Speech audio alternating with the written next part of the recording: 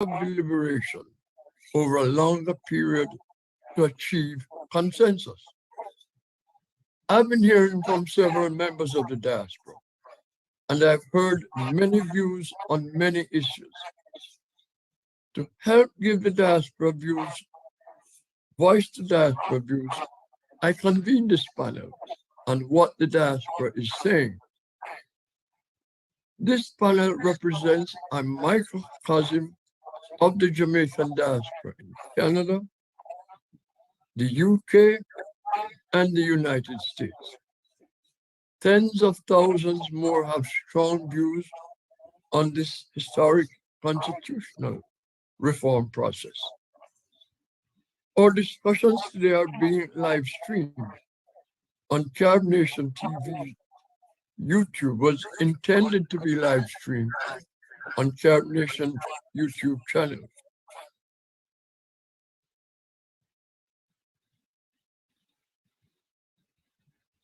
To make it accessible to a broad segment of the public.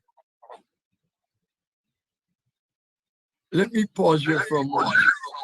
Dr. Knight, I believe it is your radio connection that might be causing the problem.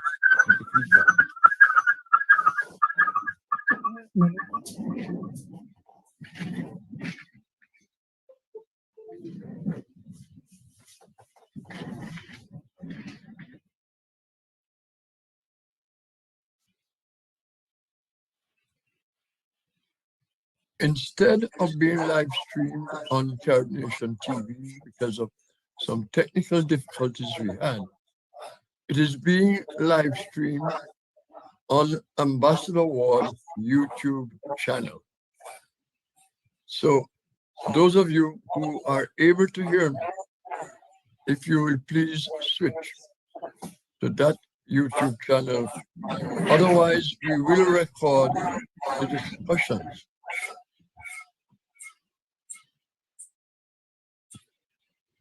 Dr. Knight, it needs to be muted or something. I don't know what I'm doing. Let me stop.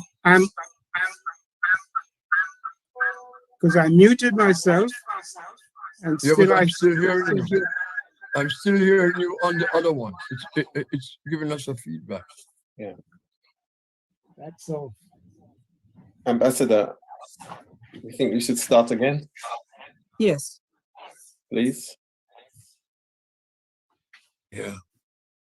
Since it's going to be recorded, let me start all over. Yeah. But the recorded version could be edited, so I don't need to start over. But before you start again, though, Curtis, I think it's important to make sure that the audio is clear because it's very distorted right now. So you're going to have the same problem again. Yeah, so it's whether Franklin can mute one of those devices. Well, I have cut it off. And what I don't understand is why I hear myself when I'm on mute here. I tried to mute. Right, so maybe I turned it right down, muted it, and turned the volume right down as well. Franklin, open up your. We can't hear you now. You're muted. You're muted on both devices. Can you unmute this one, Franklin? I unmute. Let me go out and come back in. Yeah, please. And you continue. Yeah.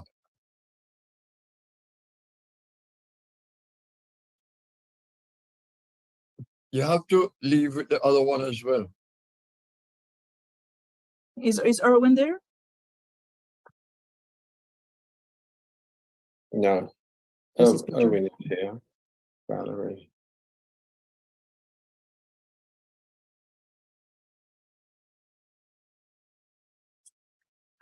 Oh, it's a long pause. We've lost. We had Mr. Garvey on earlier on. I know.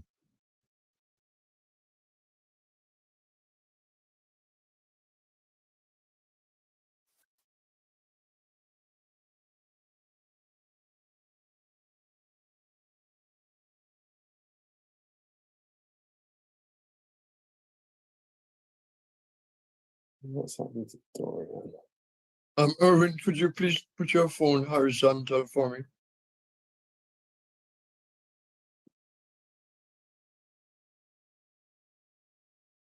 I'm only seeing a picture of mountains on Erwin's feed. Yeah, but his phone is vertical, so it creates a narrow picture.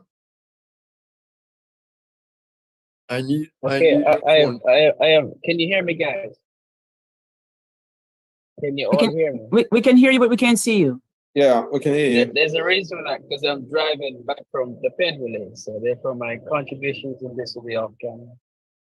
Oh, is it possible to set your phone horizontal rather than vertical? It is horizontal as we speak. Okay, then I guess it's a photo that you're using.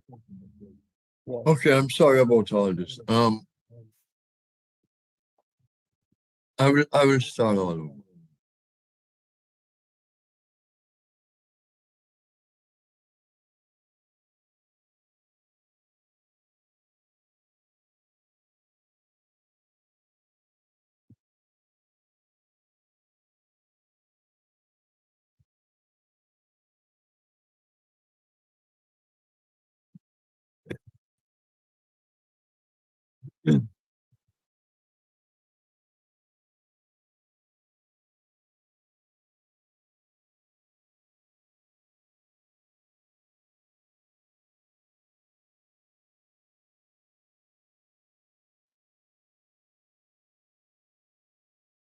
Three, two.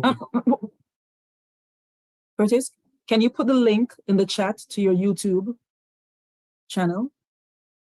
That way we can get it out to other people who are on the Carib Nation instead. I'll have to ask Larry to try and do that for me. I'm getting.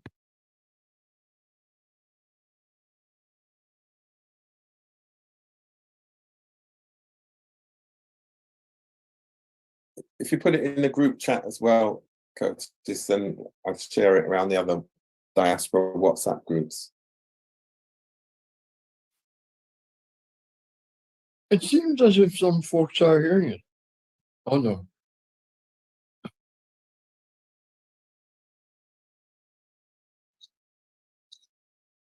I may say so, the voice is much clearer now. It's much clearer now. Mm-hmm. Yeah, we've lost the echo.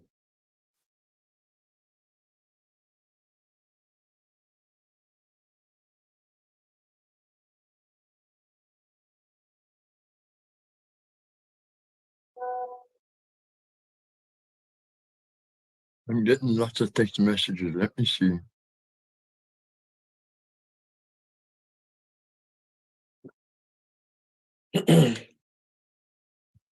Okay. I know some of the folks may come back.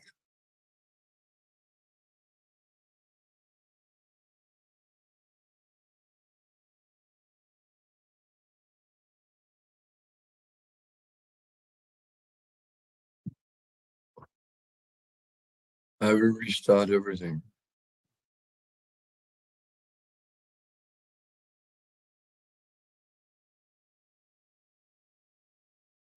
Right, yeah, I see us showing, I'm on your YouTube channel, so it's showing us as live. You see us live, right? Let me check. Frozen. Yes, it's live. So let me just forward the link to at least a few people or one so they can distribute it. Yeah, I see us showing, I'm on your.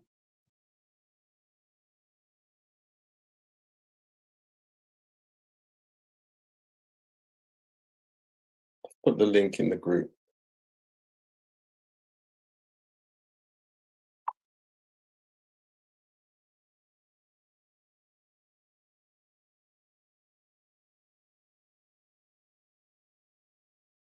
I'm getting messages as well.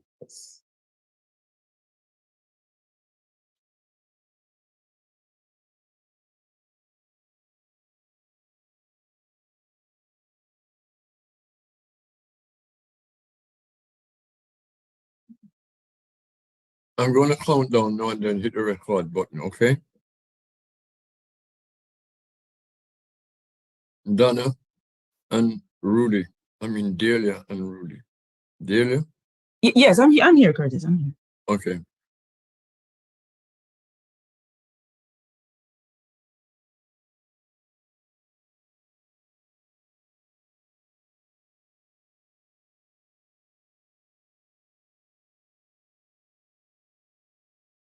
Three, two, one.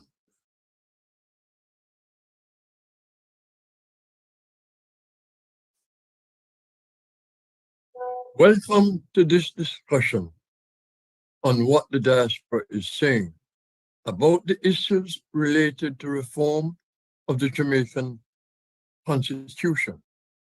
Individually, many of us in the diaspora have been expressing our views about the process, context, and areas of the Jamaican Constitution that must be changed to create a constitution that is representative of a truly independent nation and that which reflects the aspirations of Jamaicans at home and abroad.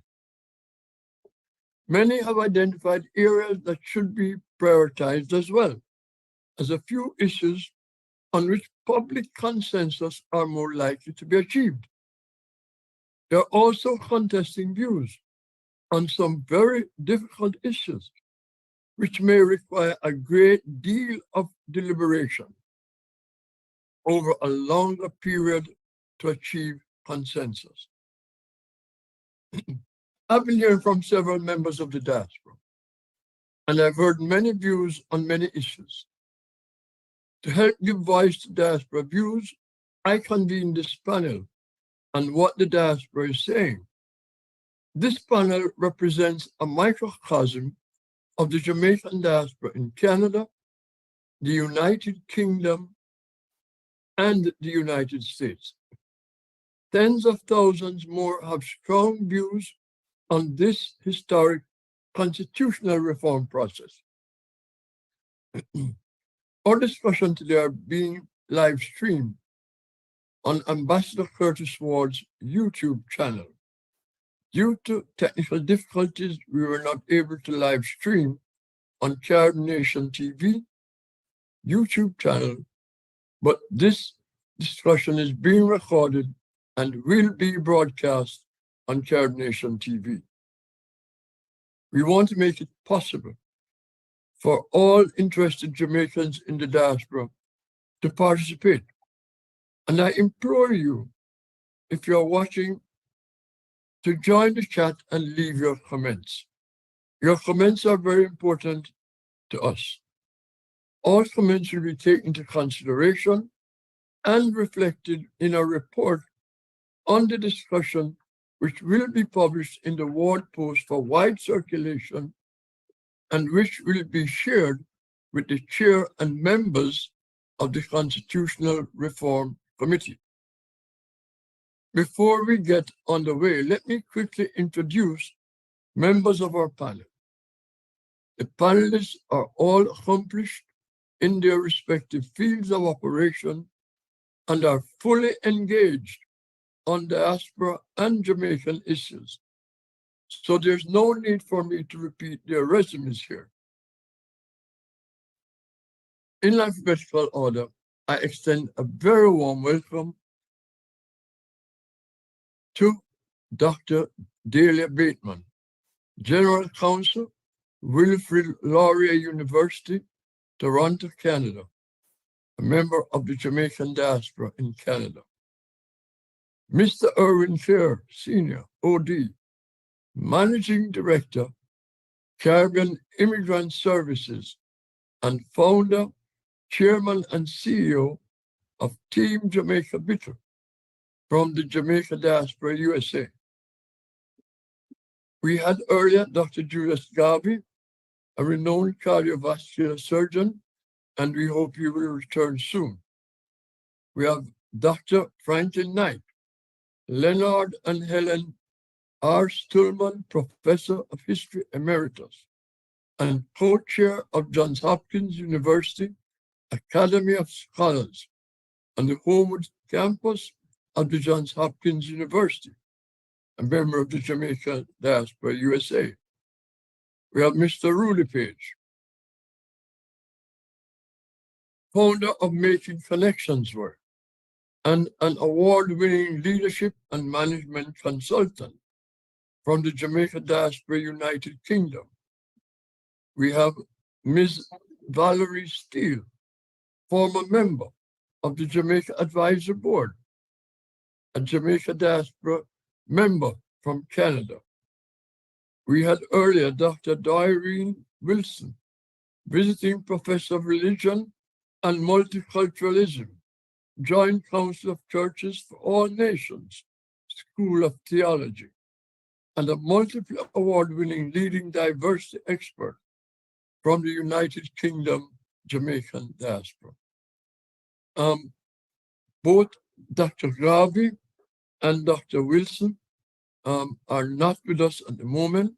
We are hoping that they will return very soon.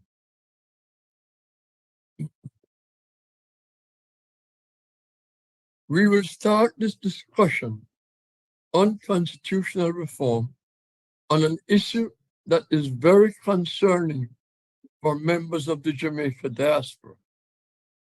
Jamaican political leaders of both political parties like to use the phrase, Jamaica is a country without borders, in the context of the importance and value of the diaspora to Jamaica.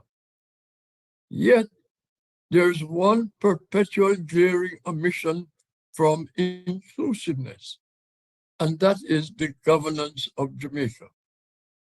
At the time of announcement by the Prime Minister of the formation of the Constitutional Reform Committee, he fails to include representation of the diaspora.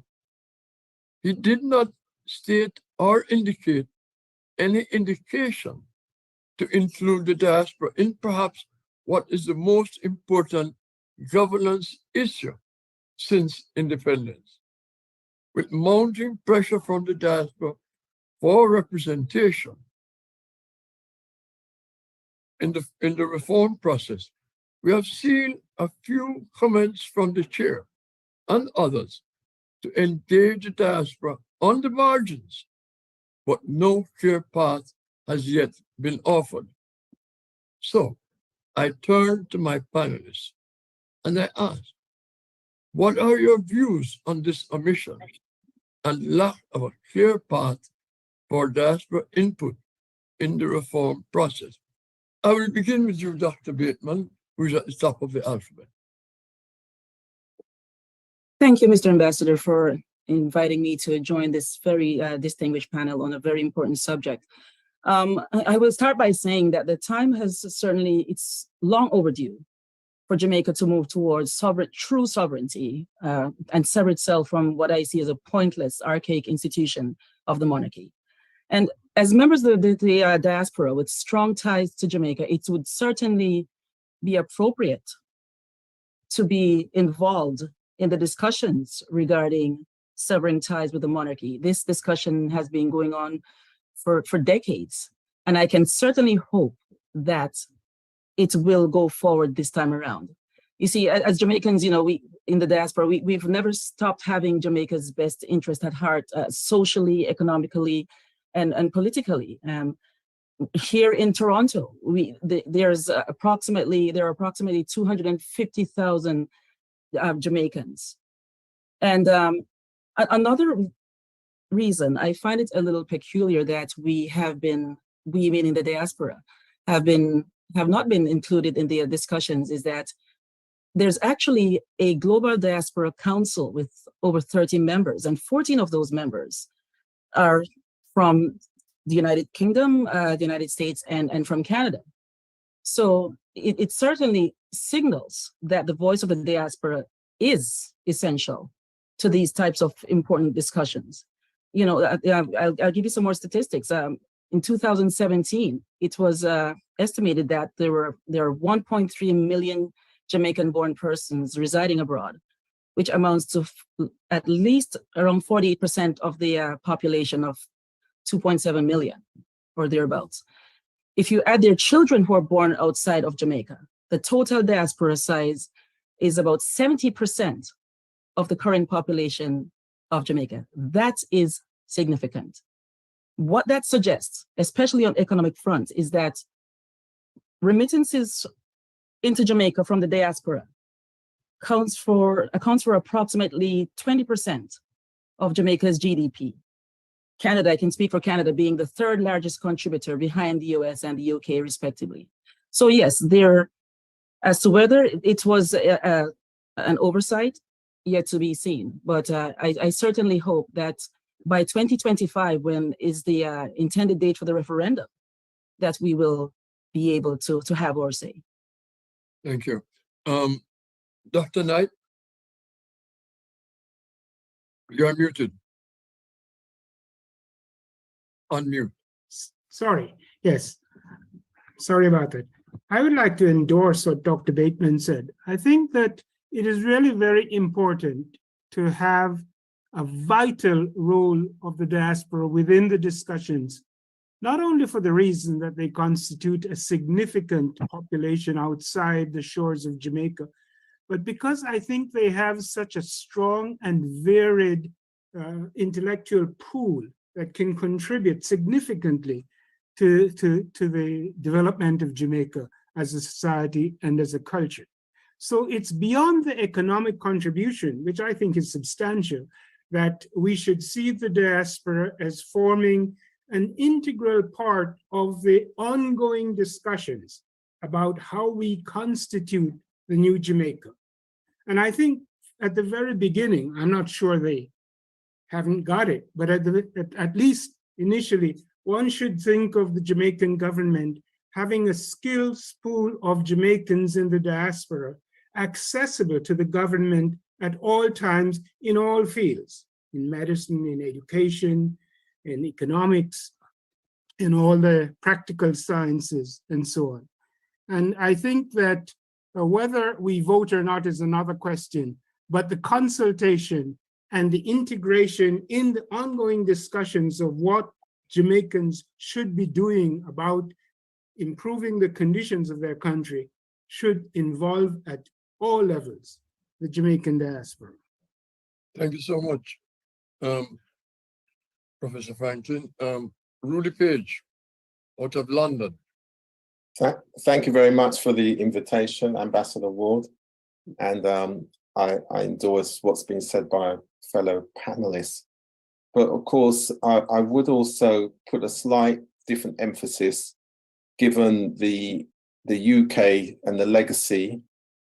But more importantly is that we've learned some quite hard lessons, the Windrush generation, just over the Windrush scandal of recent times.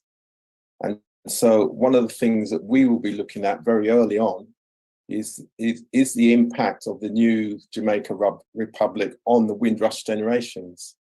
Because one of the challenges that underpinned the Windrush scandal was the change in status when Jamaica became independent, this change of status as it related to the UK. So as I said, that's a lesson that we have learned. So we will actually be looking at, well, what does that mean, the change in status? What does it mean to the Windrush generations?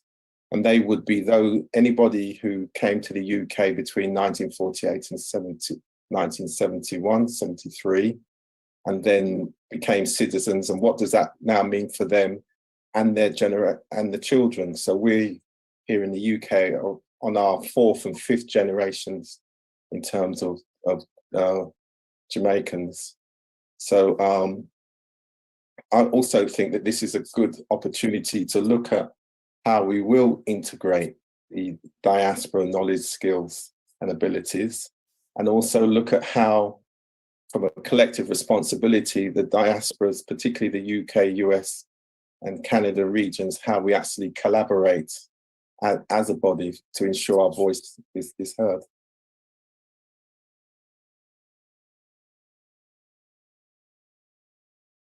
You're on mute. You're muted, Mr. Ambassador.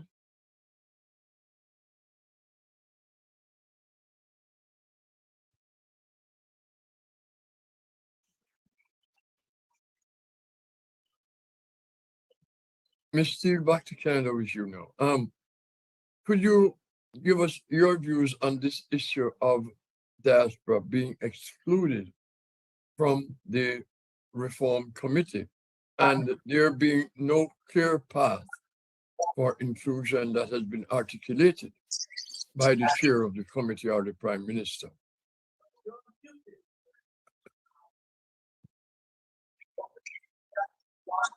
Can you hear me? I can hear you. Can you hear me? Okay, I can hear you now. Okay.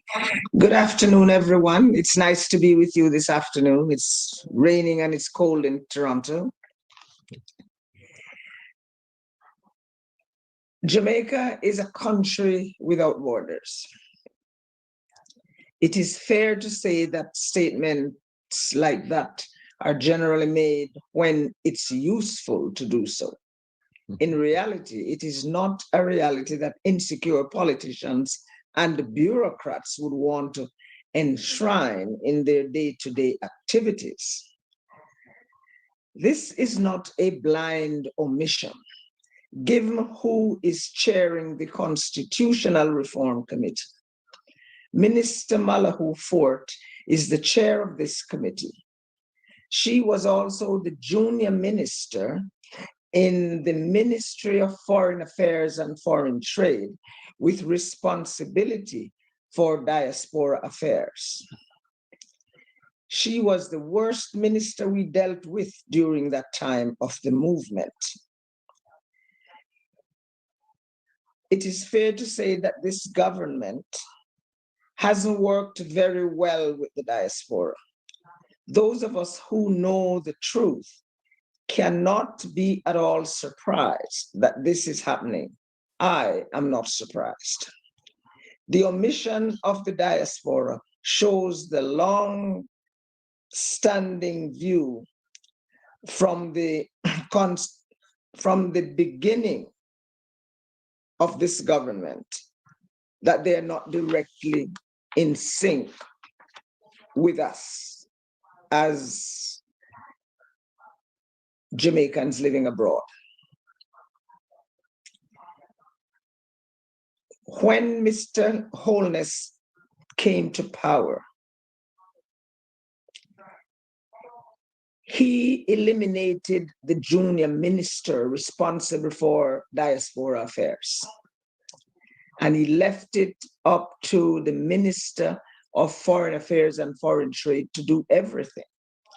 So there was no desire to deal with us in a wholesome way. And for those of us like myself who are old hat at this, I am not surprised. It is more an expectation than a disappointment. When it comes to antipathy, is what our Prime Minister of Jamaica actually expresses to us, not necessarily in words, but in action. Okay. I think your point is very well taken. As a matter of fact, I recall in 2016, many of us in the diaspora had to advocate for the Minister of State to be given the portfolio of the diaspora. Because when he was appointed, there was no indication that he was going to be the person responsible. But let us move on. There are several provisions of the Jamaican Constitution which do not reflect Jamaica's sovereignty and nationhood. And I think these are two issues that stand out above all else. Replacing the British monarchy with a Jamaican president and removing the UK Privy Council as Jamaica's final appeals tribunal. Let me start with you, Professor Franklin. What are your views on these two issues? Well, I think it's important to begin by pointing out that Jamaica has a long history of pluralism and diversity. And if we are to maintain this type of society, it is absolutely incongruous to have as the continuing head of state the monarchy of Great Britain. To begin with, the anomaly is illustrated in the position of Governor General. The Governor General is the representative of the British monarchy, His Majesty Charles III, or whatever it is, who among his titles is defender of a faith, a Christian faith, which restricts it to English Episcopalianism. Now, Jamaica has a Governor General who is a Seventh-day Adventist, I understand, and I cannot see how a Seventh-day Adventist can hold the title of defender of the faith in an English system. So I think that Jamaica needs to get rid of that position altogether, replace it by a president, and reconstitute the form of government in ways that reflect the population. This whole concession of a two-party thing taken from the United States Constitution has to be thrown out. Representation should not be first past the post, but should be proportional to the parties so that every party gaining, I don't care the proportion, 5% of the vote ought to be reflected in Parliament. The majority party will, of course, lead the government. But what Jamaica should try to get in is greater popular participation. And that can only be achieved by, in fact, changing the political structure to incentivize new political parties and bring new people into the political process. And then, of course, basic reconstitution of how that politics is destroyed, is deployed. I don't want unconsciously say it's destroyed here. I'm sorry about that. But I think, for example, that Parliament strikes me as being an employment relief agency for would-be politicians. I cannot see the meaningful number established in the Constitution. I myself think that Parliament should have no more than 2 representatives from each parish and 3 from the counties, the 3 counties, and that should suffice. I can't understand why Jamaica has 15 to 18 ministers when the United States of America with 300 plus millions has 15 ministries. And this needs to be rationalized. And some of the local government deployed to local agencies, parishes or counties. Thank you. Thank you very much, Dr. Knight. Let me hear from Erwin Chair. Erwin, are you with us? I want to hear from you. Yes, I am. I've been making a transition. Good day, gentle folks. Yeah. Could you comment first of all on the omission of the diaspora in the process, and then on the 2 issues, removing the monarchy and removing the UK Privy Council? Next. I've listened on and off to the comments made earlier, and I must say welcome to this distinguished group of individuals who have had a significant track record of delivering, advocating, lobbying on behalf of the diaspora component of the Jamaican experience. And I know we are largely forgotten whenever there are times of input or cause to make decisions as to the way forward. We are very popular, however, when the hand goes out or there is access necessary to the ATM machine. We play critical roles there. The unfortunate part is that we seem to have developed this legacy, which I believe through this constitutional reform, we have an opportunity to adjust. And that is how we assemble and those who are necessary to be part of the decision-making process in our country. And that takes can take a whole different perspective.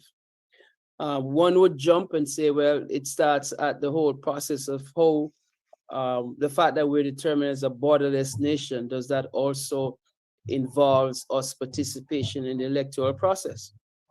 I'm one of those who believe in representational politics from the standpoint where it's proportionate.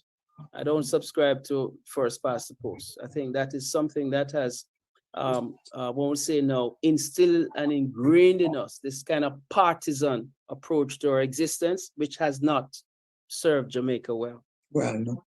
So with that being said, constitutional reform at this point, I too was one of those who were very disappointed, but not surprised that the constitution of the first 14 persons did not involve a distinct representation from the diaspora. And I'm going to use a figure that economists now use, and that is a contribution of the diaspora to the Jamaican economy is 37% collective. So when you have that kind of oomph going in, I am at the point where I believe that there is a demand that we should be at the table. With that being said, I saw where the team was again included to go to 15. What does that tell me? That tells me that that figure is static. So I do believe that there's still time for the advocacy and lobby to get to the ear of the Prime Minister, seeing that he is the one who assembles this team, to get membership there. That is important. What we're doing here this afternoon is very, very important towards that end.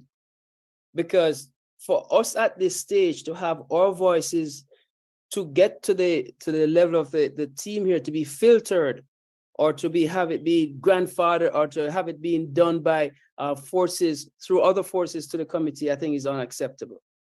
But that should not stop us, however, to continue to lobby for the things that are of importance to us. I want to add something else to what I've heard so far, and I do agree with most of the stuff being said as far as our participation. There's a piece in here that I believe that we must address.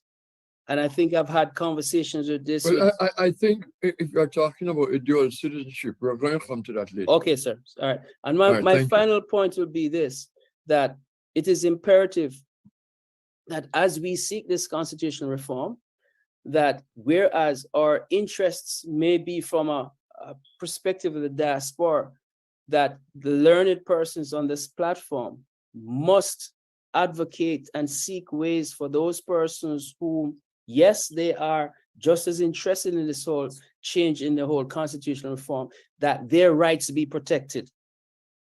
That is very important. Their rights being protected. And my final statement is that, Ambassador Ward and Kurt and team, is that if I recall back in 1917, when at the birth of the Jamaica Progressive League, the intent was self-government.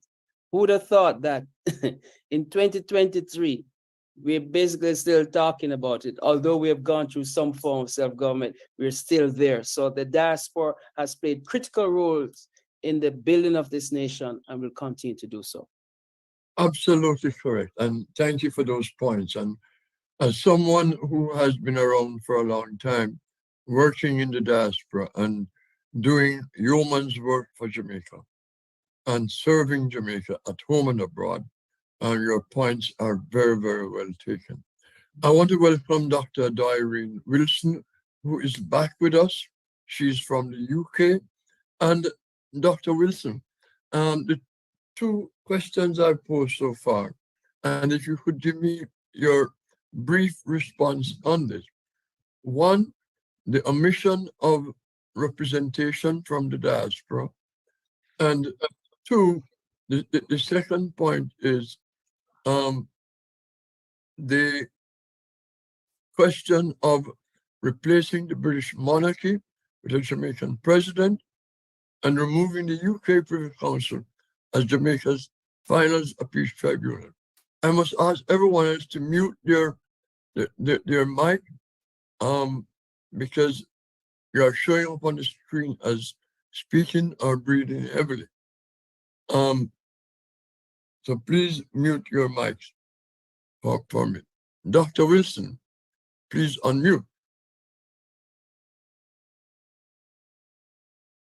Can't hear you, Dr. Wilson. Please unmute.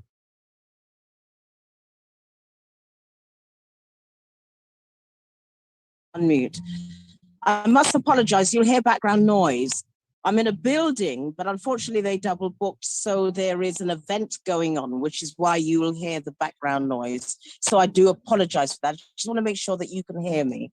With regards to dual citizenship, I'm British born, and as I say, British born. The question to you is not about dual citizenship at the moment. Right? No, we're talking about a mission of the diaspora from being represented Yes. on the reform. Right. Right. Committee. Thank you for repeating that. And the second issue that you'll address is whether we should remove the monarchy and replace the president. Yes. And whether we should leave the Privy Council as our final court of appeal. So if you could just give us a brief answer on all of Okay, the mission of the diaspora is a mistake. The diaspora represents 38% of Jamaican nationals, whether it's from the second, or third, or even fourth generation. That is an error because Jamaica needs us to invest in the future of Jamaica and to help build Jamaica. So to omit diaspora is a mistake. I acknowledge myself, and again, I'm a diversity expert, internationally recognized. I liaise with all sorts of people like me, not exclusively so, but a lot of people like me, second generation Jamaicans. We see ourselves as Jamaicans, not because we're not on the island, doesn't mean we're not part of the society. We are a family, we're part of the family. So to exclude us would be an error. People like us who are second generation, who are professional, who are educated, who can bring new knowledge, competencies and skills to the island is crucial. So to exclude us is like a rejection to people like me.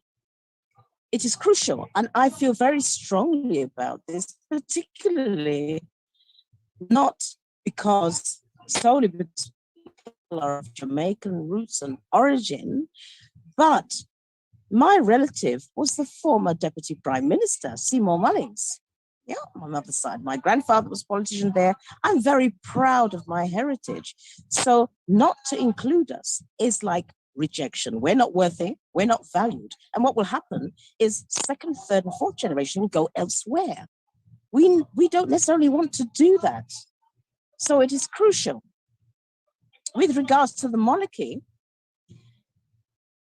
I would say we don't need it. We've moved on now.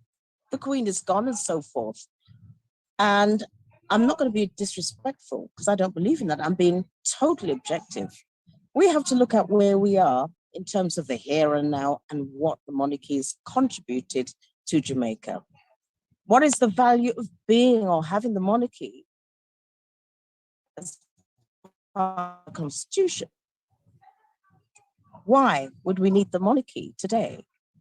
And again, I'm being objective in that regard. And the second aspect, because I'm trying to listen to, my volume is quite low. What was the other aspect of the question? The other aspect of the question is, should Jamaica drop appeals to the Privy Council? Yes, I think we should.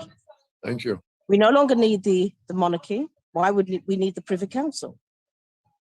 Yeah. It is time for Jamaica to step out of its comfort zone and to grow into its own as a society. Well, you're right. And the argument is, if we are decolonizing Jamaica, how do we decolonize? By keeping them, by dropping the monarchy, but still keeping the Privy Council.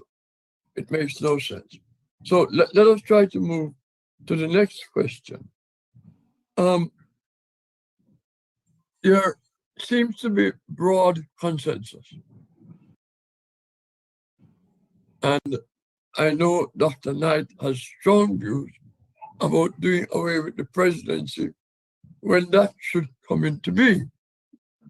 But before we even get there, while there's broad consensus to replace the monarchy with something local, there is no consensus on how how to select that individual. So, and what that individual role would be. So, Dr. Wilson, if you could mute your mic, I'd like to ask Dana Bateman to give her brief assessment of that. Well, if we are going to remove the monarchy, which we should, then clearly we are going to have to replace it with our own head of state, if you will. Currently, the Jamaican Constitution is the government is based on the Westminster model. We have mainly a two-party system. Of course, democracy suggests that there is room for other political parties to enter the fray, but we know that it has been a two-party system from time immemorial. That can continue. I don't necessarily see a deficiency in the way we elect our prime minister right now. That part could continue where the majority of the people and whoever they elect becomes the president or prime minister, if that's the title that will go forward. But rejecting the monarchy or severing from the monarchy goes without saying. We have to have our own head of state. We have to have our own governance. And with the issue of the Privy Council, it also follows that we should be governing our own judicial affairs. We cannot be resorting to a Privy Council. If we are going to cut ties, it has to be a clean break. We can't cherry pick here that we have one piece that's good for us here and one piece over there. That is a very infantile, continuous dependent thinking on some form of mother country, jurisdiction. And we have to make that bold decision and the bold move to sever ties completely. Otherwise, we became quote unquote independent in 1962. And here we are now. Here we are now still deferring to a constitution that was premised upon the UK method of governance, a constitution that still has us going to the crown, if you will, for direction. So we hear you loud and clear. It's time. It's time. Okay. Rudy Page, would you like to weigh in on dropping the monarchy? But I think you spoke about that before. Well, I think it is important to become a republic. And why are you talk about the Privy Council? And also, obviously, to get rid of the Privy Council, because that's you've got the CCJ covering the region, the competence is there. But I think there's something around the whole public education as well, though, the public awareness, that I think some of this is about how can we ensure that there is greater public awareness and understanding. Because even if you look back to the independence, when Jamaica became independent, there was not a lot of public understanding about what that actually meant. So I think from a diaspora perspective, we should, be strong on the public education. But not only that, if you look at Vision 2030, the national development goals, if Jamaica is going to achieve those, then there's going to be, and there will be, significant diaspora involvement in there. So I believe it's the collective strategy of the diaspora as well to ensure that our voice is heard at the table. And I also believe, finally, that the republic status should be a much more inclusive society as well. Moving from exclusion, legacy of exclusion, to inclusion. And those of us in the diaspora, many of us have battled most of our working lives in the area of inclusion. So we actually understand what that means at all levels. And I think has been mentioned before, health, economic development, education, all those areas. Okay, There are Dr. we Wilson, have to be strategic. Dr. Wilson, before I come back to you. Yes. Let me go to Professor Knight.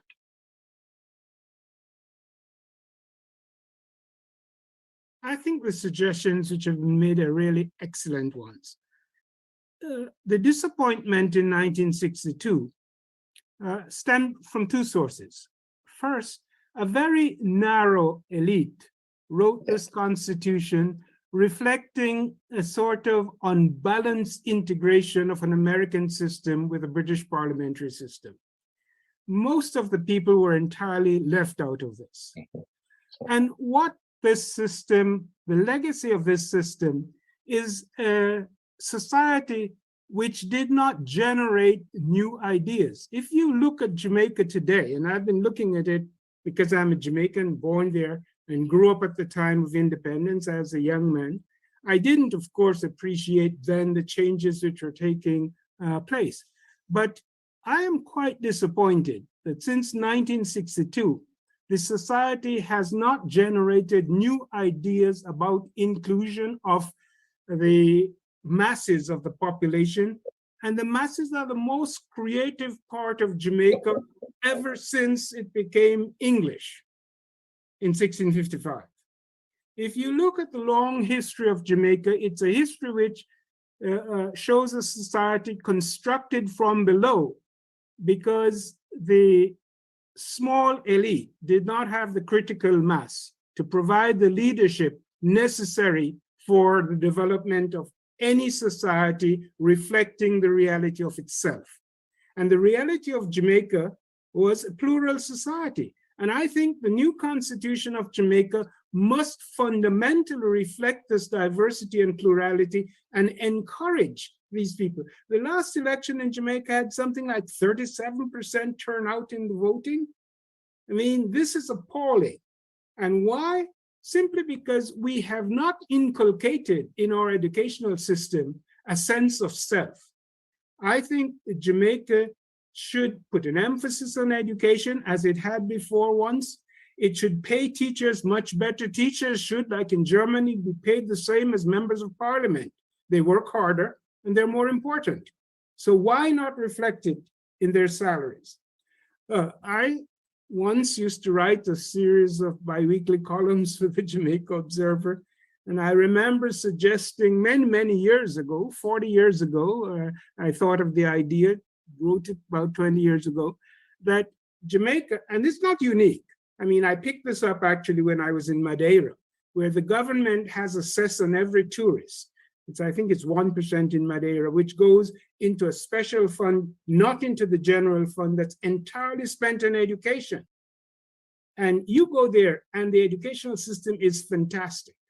Schools are not single function buildings. Schools are general purpose buildings. They have, if they're in the main town, they have the mayor's office, they have the constabulary office, all in this high school. And I think this is just a marvelous way of looking at it.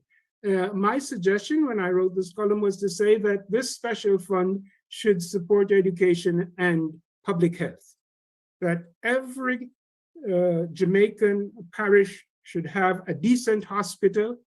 And I think that the government should devolve some of the functions of taxation to local authorities to support education and public health.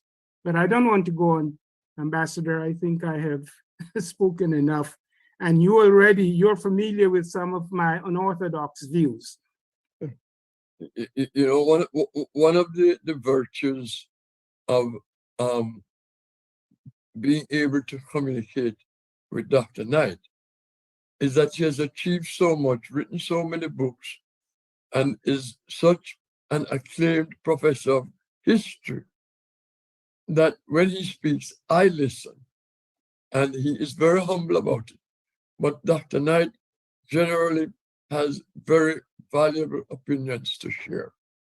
I'd like Ms. Steele to give us your views about this issue with the selection of the president, if there's going to be a president. Because while there is consensus about replacing the monarchy with a president, there is no consensus as to how that president will be selected. And there's no consensus as to what the duties of the president will be. should the Prime Minister at any given point in time have the authority to appoint the president, or should the people have that authority? I would say the Prime Minister should never have anything substantive to do with selecting the president. It is the people. This constitution has to focus on the people, because the majority of Jamaicans have not actually reached their full potential, because we have this tribal politics dragging us down. And I do agree with the gentleman from the UK when he speaks about educating the masses, because that's really what needs to be done, so people understand that we're not just saying throw out the monarchy and it's going to be business as usual. It can't be business as usual. Because one of the angst that I have, and I'm a country girl, is that I haven't seen the boat rising for the average Jamaican. And if I knew then what I know now, I would have stayed in Jamaica to work. The amount of advocacy that I have done in Canada to make this place a better place, I could have done the same at home. Chances are my big mouth would have had me murdered by then, but that's another story. But I am telling you that replacing the British monarchy is a no-brainer. I think it's time. And one of I support that wholeheartedly. Every Jamaican child needs to see an opportunity to aspire to becoming the head of state of their country of birth. Therefore, the current constitutional monarchical system is just reaffirming to Jamaicans that they are not good enough to head their own country, but that some hereditary European enslavers, regardless of their capacity, are better than the Jamaicans. This should be ended if Jamaicans is to take its rightful place in destiny. Nationhood. Yes. So, and I'm just putting this out there, and I want Erwin to comment on this one after I say it. So, if we replace the president, the monarchy with a president, is he going to be just carrying out the same duties that he carried out as Governor General representing the monarchy? And will he still be living in a house called King's House? Erwin. It could also be a she, by the way, the gender here. It could also be a she. The person selected Yes. or appointed Agree. or elected. Agree. I live in a society where we have a representational, proportional type of representational government, where we have a president, we have elected members of Congress, we have a Senate, we have a judiciary, all those tentacles of government that are separated and have their responsibilities. I think the bottom line here is that legislators are not good managers. In Jamaica, we have a combination. A guy on the street wins a popularity contest to become a member of parliament and then finds himself 2 weeks later as a minister of local government. I just use that as an example, by the way, not to highlight the present minister. And then he becomes an individual with this largesse and power to do many things without the skill sets of managing. Because I believe that one of the challenges we have in Jamaican government today is that we have persons charged with responsibilities that lack managerial skills. And so if you're to ask me, Ambassador Ward, how would I envision at this moment a change for Jamaica? Is that legislators remain legislators. and we have the prime minister elected by the people, or the president elected by the people, who then chooses his or her cabinet of persons who can manage the business at hand, persons with the skill sets in education, persons with the skill sets in health, whatever the constituted cabinet, as you may want to call it, be. These are persons appointed to a job. And that there's a process for impeachment, recall, which, as you know, doesn't exist now in the system. And that's why we could have a member of parliament beat up on some woman and he be put aside, and we don't know what to do because he's elected by the people and there's no true recall. So that would be my kind of how I look at things, envisioning going forward. The ceremonial presidency, for me personally, is a waste of time. I see it has been adopted throughout the Caribbean. When they remove themselves, when they remove the monarchy, they have a ceremonial president. I really don't understand the rule, because they really have no, they bark, but they can't bite. Similar to how we'd have a governor general in Jamaica. And to simply go through all of this to come back to having a ceremonial guy living in a, we can call it what they want to call it, redemption house or whatever we want to call it. But it's just painted a different color. It's the same scenario. So if we're to be true to our people and where we want to go, we probably not haste, but make sure we get this thing done right as can be, to facilitate the situations where it does not become a bunch of intellectuals as to how the whole situation is constituted, making decisions by, from what I understand right now, the group seem to be going through a kumbaya process because they seem to be agreeing on just about everything. It's not transparent, so really don't know what's going on, but we are agreeing on things. We're agreeing on things. I usually get nervous when I hear all of that. I want to hear that there's some contentiousness. I know that people are, arguing and deliberating.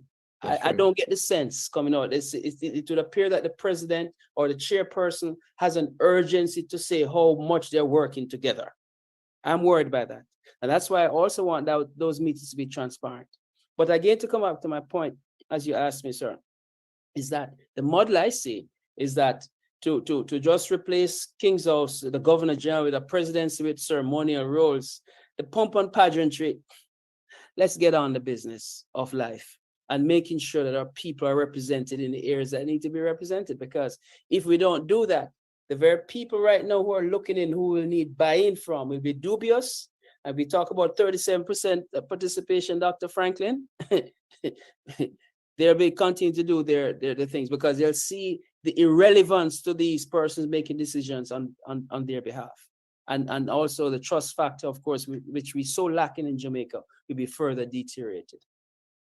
Thank you, Owen. And I don't want to make light of this, but it is my view that if we're going to have a ceremonial president, just replacing the ceremonial governor general, then may as well we rename King's House to being the president's palace, because that's what it is.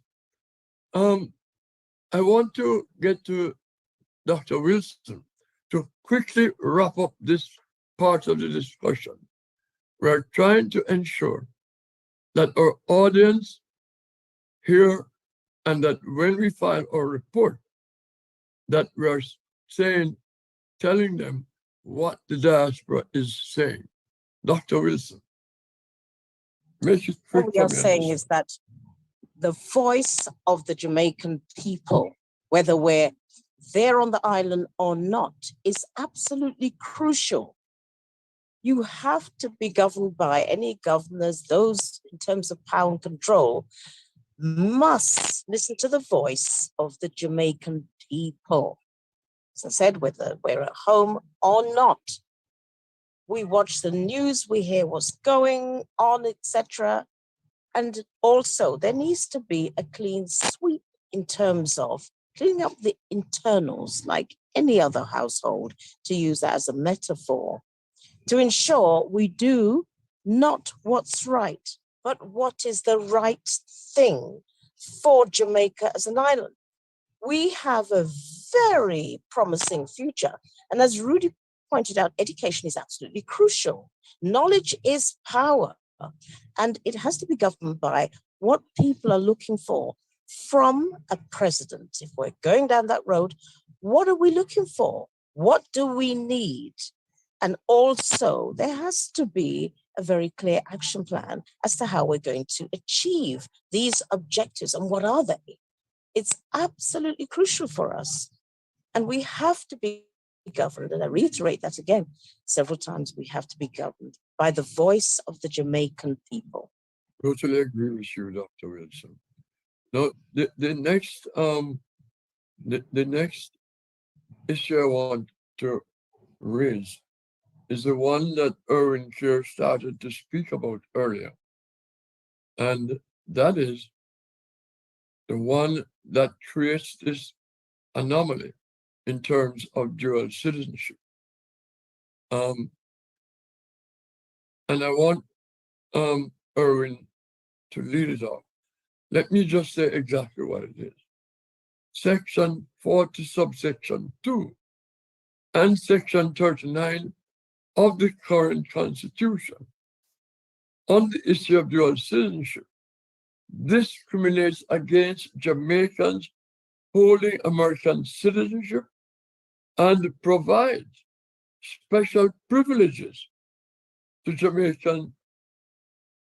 Commonwealth citizens in the governance of the country, which are denied to Jamaican citizens elsewhere in the diaspora, particularly Jamaican citizens of the United States. Erwin, I want you to lead off on this aspect of our discussion. Thank you very much, Ambassador. The United States is home to the largest set of Jamaicans outside of Jamaica, and with a significant stakeholdership in their nationhood. The same can be said for Canada and the UK. The distinction here, however, is the population size. What Ambassador Ward has just rightfully said is that once you have acquired United States citizenship, you are barred basically from participating in the political processes in Jamaica.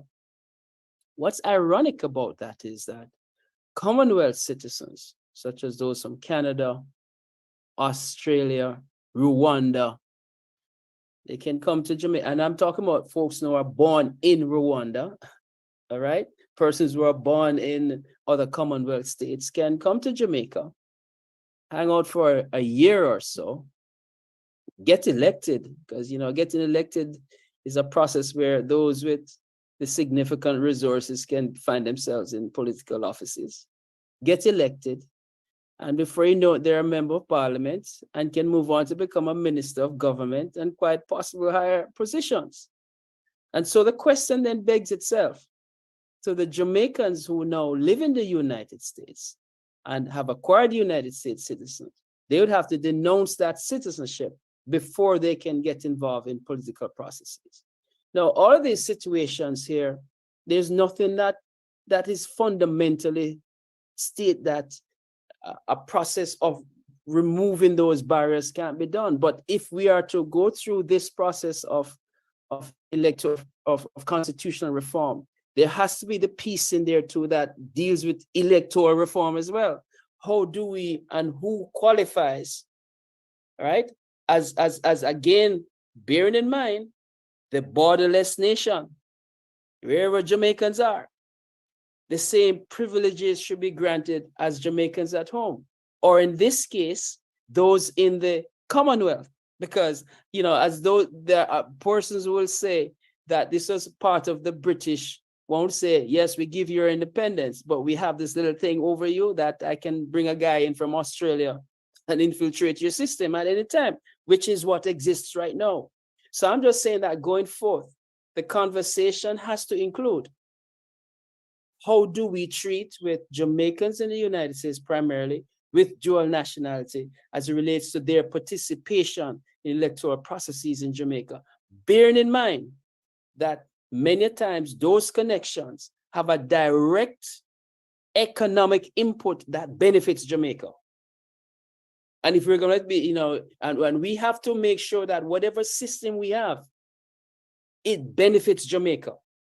So let's not get, you know, I won't say no, bent and twisted out of shape that, well, it's because of some rules that are in place that we now have the opportunity to address, we overlook. So I'm just saying that that has to be part of the conversation. And I use the premise again, a borderless nation, building Jamaica's borders. And let's also understand too, that Jamaica depends heavily on the collectivity of its Jamaican nationals outside of its border.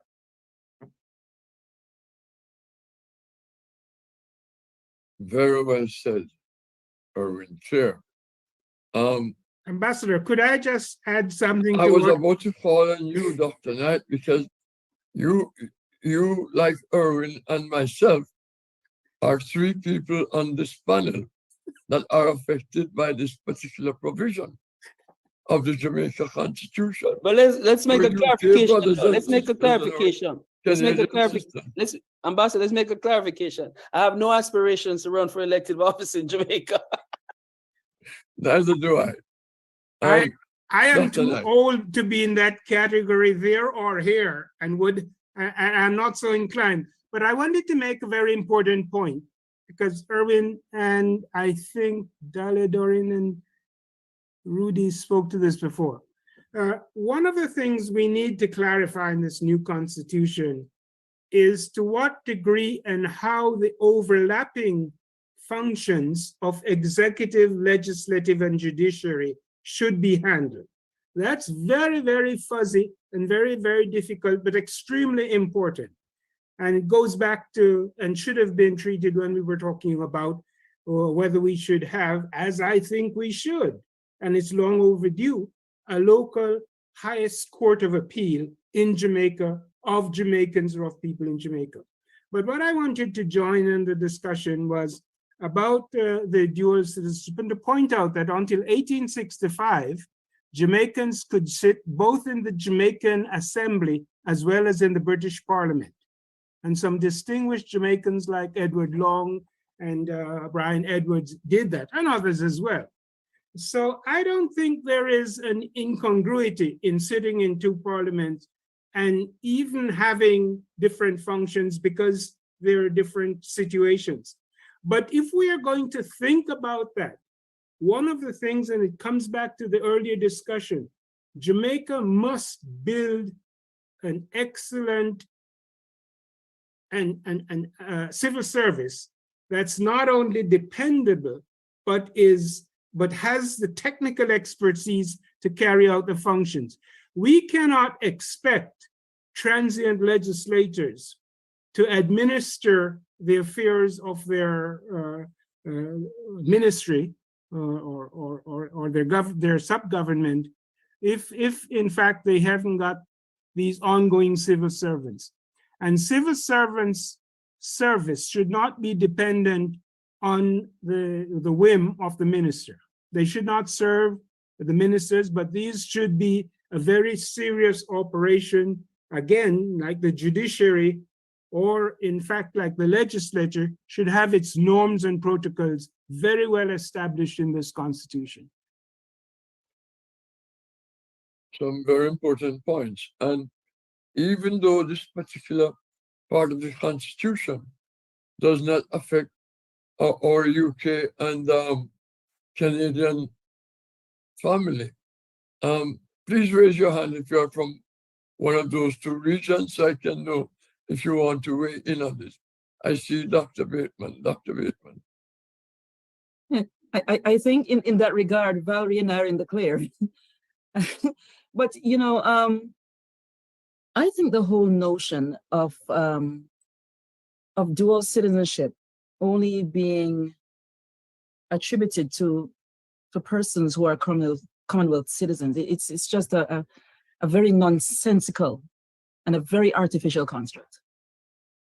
And if there's one part of the Constitution that I find seriously flawed, it's that part that excludes our Jamaican American brothers and sisters from the democratic process. Again, when we look at the contribution that is made to Jamaica economically, and I will go back to economics because at the end of the day, that is very, very important. You cannot say contribute to nation building from where you are, but step aside when it comes to participating in the governance of the country. So that part I find extremely off-putting about the Constitution and the way it treats our American residents or American citizens. There is no justification at all for it. And this is the time for all of these weaknesses that we see in the Constitution.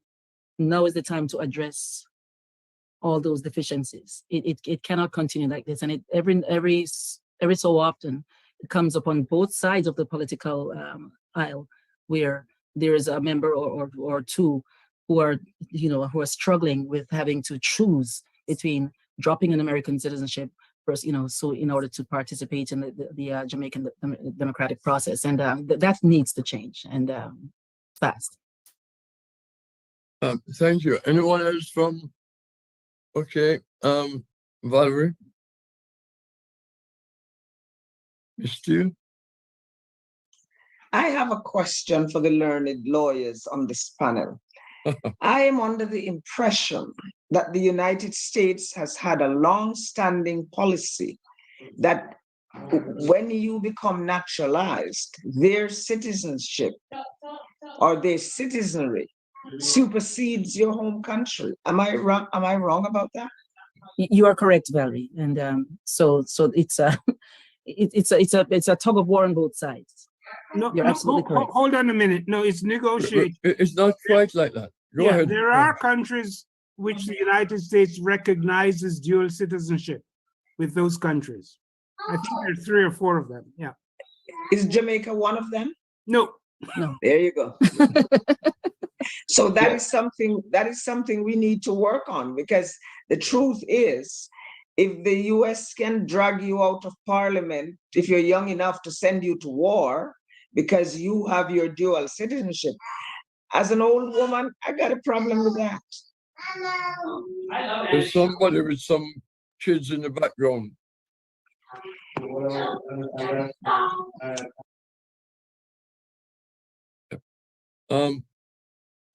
Here is the fact of the matter, though. If you are a Canadian citizen, and as a matter of fact, the way the Constitution is written, what it says Commonwealth citizens. It doesn't distinguish between Jamaicans who have become citizens of a Commonwealth country. It's Commonwealth citizens. Blanket coverage. However, Section 39 makes a distinction with dual citizens who are American citizens. And that is totally discriminatory. Like any other Jamaican born in Jamaica, or navel strings are buried in Jamaica. I know mine is buried under a lignum vitae tree in St. Elizabeth.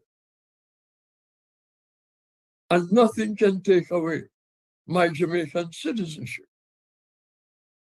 Nobody can. I can easily renounce American citizenship. I've done it before. I know how to do it. Okay? So having American citizenship should not be a handicap to participate in the governance of Jamaica. you are required to give up American citizenship in order to do so. Whereas with a Commonwealth citizen, there's no such requirement. You only have to reside in Jamaica for a year. And you can participate in Parliament, be appointed to the Senate, and be appointed to head statutory bodies without any problem, without any issue. So we want that discrimination to disappear completely. Anyone else want to speak on that before we move on? Okay. The next issue before us is on the question of the fundamental rights and freedoms, provisions which were added to the Constitution in, I think it was April 2011. I've heard some chatter about weakening those freedoms and weakening those rights. And we have as co-chair of the Reform Committee a former military person who, and I haven't verified his statement, but whom I've seen reported as having talked about curtailing certain freedoms under circumstances which do not apply under the Constitution. There are others who believe that the rights and freedoms are not broad enough. It's not inclusive enough of all Jamaicans and should be broadened and strengthened rather than be narrowed on the margins.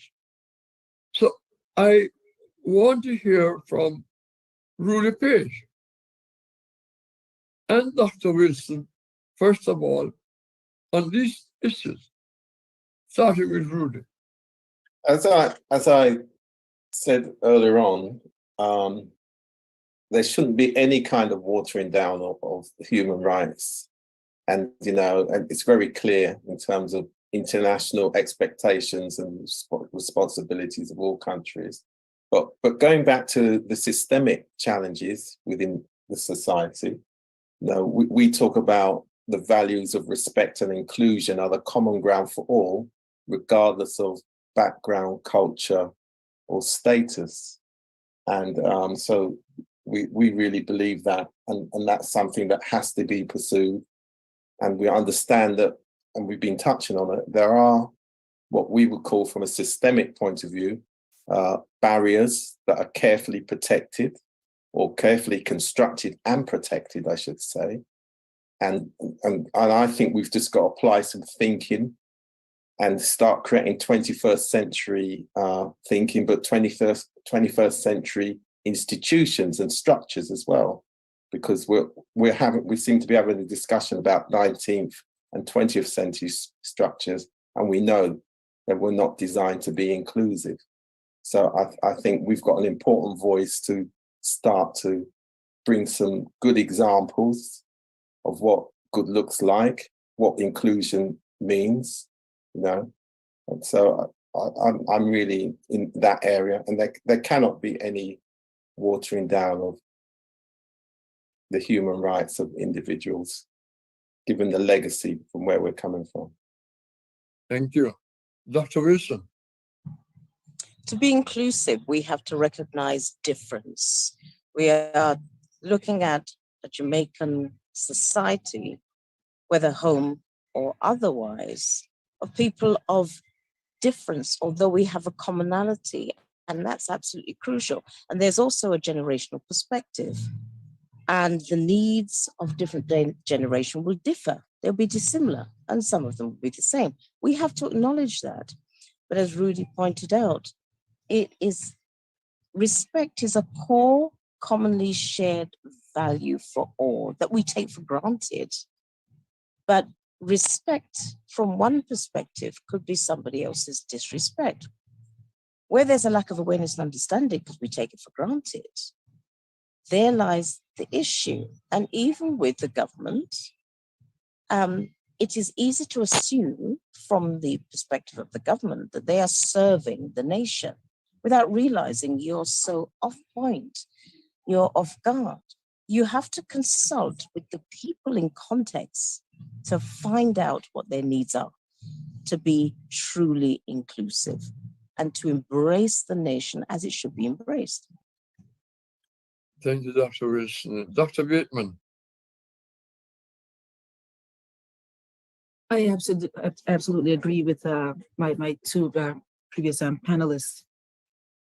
For Jamaica to move forward as a progressive country, a prosperous country, we have to pay better attention to human rights.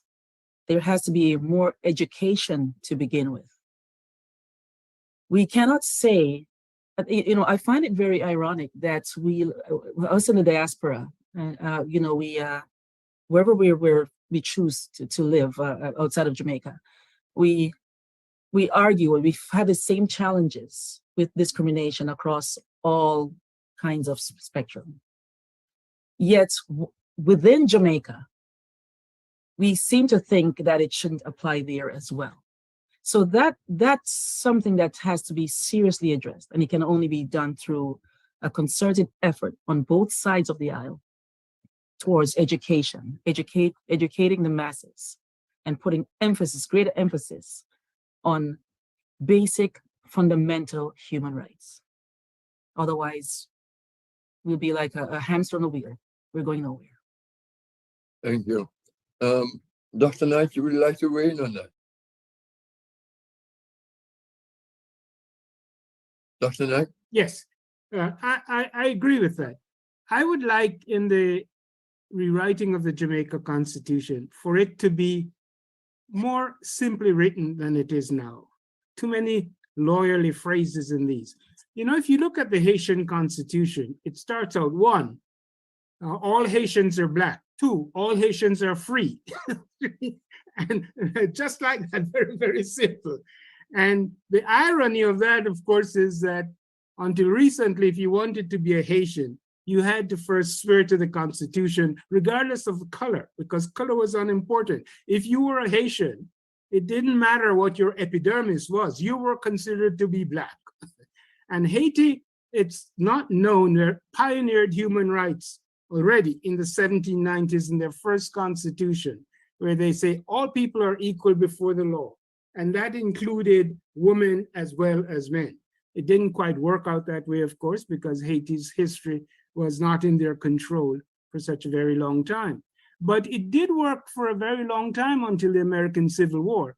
Until 1860, Haiti had a higher per capita income than the United States. And a lot of people don't know about this. They look at Haiti today and think it has always been like that, but it wasn't. And I want to see in the Constitution, just as Dr. Wilson and Bateman said, a consciousness that societies change, that the flower that shines today, tomorrow dies. All that we wish to say tempts and then flies. And so we should not exclude the future generations from modifying the structure in which they find themselves, just as we are trying to do today with the structure with which we find ourselves. Thank you very much. Can I just say quickly, Ambassador Ward, this very quick point. Well, we're not naive, and we do understand there are powerful vested interests to keep things a certain way and to maintain the barriers. So we do understand that. Very good point, Rudy. Irwin, you want to say something on this? The thing I've heard it echoed there several times, and that is we see the flexibilities within the system today in trying to address things happening now. When I say that, you mentioned the vice chair of the committee being an army person and would have signed on to those state of emergency apparatus to deal with our present conditionality, which by all extent operates in an environment where it unduly impacts the very societies we're talking about here, who are usually left out of these type of arrangements in decisions, but yet they face the wrath of it. The constitutional rights of the average man. Whatever we do and whatever we'll come up with, we must make a commitment that forms the basis of the existence of this new document, if nothing else. Because there are the average person on the street, I have to believe, feels that they are vulnerable at all times by the state apparatus using the law to protect them, to carry out against them, you know? Yeah. And that Yeah. becomes dangerous because, you know, we see in a country of our size, the challenges we have with corruption, the challenges we have with governments and leaders having the power to do. I say, my responsibility, I decide when there's an election to be held or when, whatever the case might be. That to me does not posit itself well to the average Jamaican in believing in the system, because after all this is done, if we cannot have the opportunity for the mass in Jamaica and Jamaicans to have confidence, then there'll be no buy-in. It will be a document that becomes another white paper on somebody's shelf somewhere. Yes. Ms. Steele, would you like to say something on that?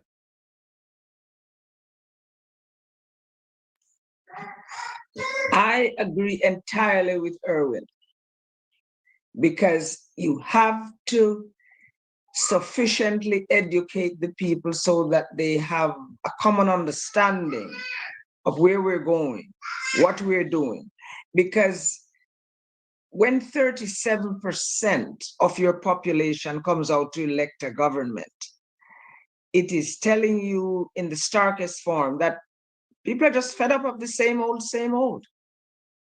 So people, you have to be purposeful in ensuring that the poverty boat lifts people out of it and people feel a sense that they belong.